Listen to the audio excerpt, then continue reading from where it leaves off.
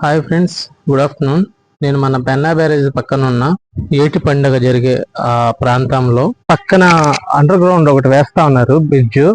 చూడండి, 2 లైన్స్ వస్తున్నాయి. మోస్ట్లీ ఈ లైన్ మొత్తం అయిపోయింది, లోపల అంతా అయిపోయింది. మోస్ట్లీ ఇంకో లైన్ పెండింగ్ ఉంది.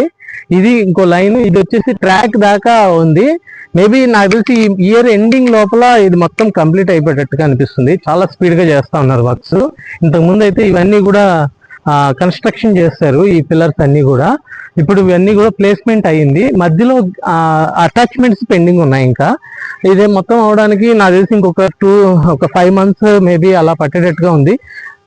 ఎనీహౌ ఏమైనా కానీ డిసెంబర్ కల్లా కూడా మొత్తం కంప్లీట్ అయిపోతుంది. ఇంకా మనకు ట్రాఫిక్ అనేది చాలా తగ్గుతుంది దీనివల్ల. ఇప్పుడు ఇటు బ్యారేజ్ నుంచి వచ్చే వెహికల్స్ అన్ని కూడా ఇటు స్ట్రైట్ అవే బ్యాక్ వెళ్ళిపోవచ్చు. ఇక్కడ ఏటి పండుగ అంతా జరుగుతుంది ఎవ్రీ ఇయర్.